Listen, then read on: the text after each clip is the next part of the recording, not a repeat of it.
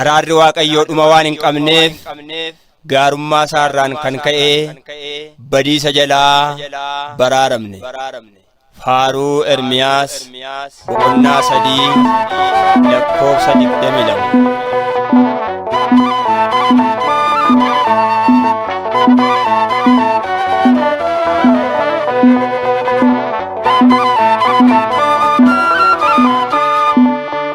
Ragenyan sene ya Waaqayyo lo ragenyan sene ya Waaqayyo lo ragenye anera kan sene faisako jirato tatane ragenyan sene ya Waaqayyo ragenyan sene ya Waaqayyo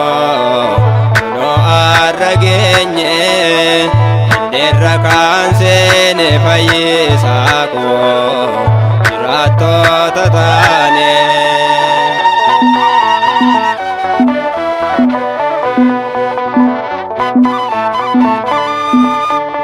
akalal chana mayonan genyo Biyya lafa keessa abdiin qabnu abdi keenya taate Waaqa keenya jiraatoo nu goote hunda keenya abdi keenya taate Waaqa keenya jiraatoo nu goote hunda keenya ragenyan sene ya Waaqayyo ragenyan sene ya Waaqayyo no aragenye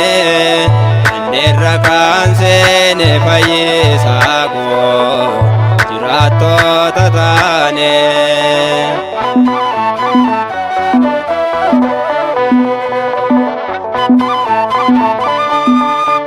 Fironi ko yemo nalalane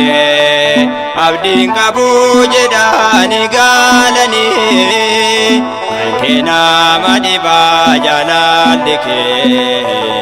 akka nama miti dalshike kena madiba jalalike akka nama miti dalshike ragenyan sene ya Waaqayyo ragenyan sene ya Waaqayyo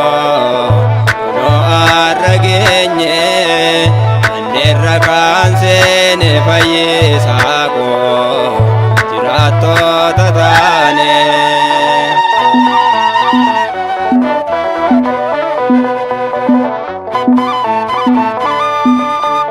badisanu olche Waaqni keenya du'arraa deebise lubbuu keenya Gooftaan jijjiireera seenaa keenya galataan fuula isaa deddeebina Gooftaan jijjiireera seenaa keenya galataan fuula isaa deddeebina ragenyan sene ya Waaqayyo no aragenye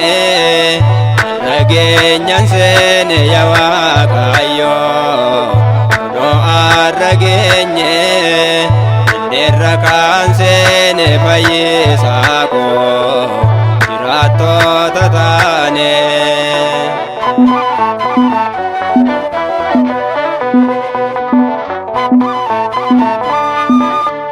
kan ken madalamu jalalike kan namarra adda gargaarsike akko baay'ee keessa kan na baaste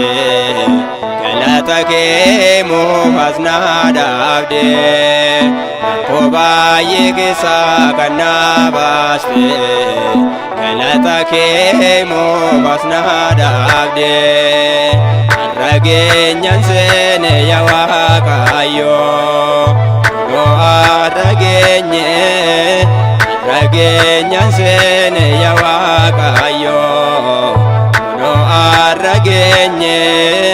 dandeerra kan seene fayyisaa koo jiraattoota taane rageenyaan seene yaa Waaqayyo kunoo arrageenye rageenyaan seene yaa Waaqayyo kunoo arrageenye dandeerra kan seene fayyisaa koo jiraattoota taane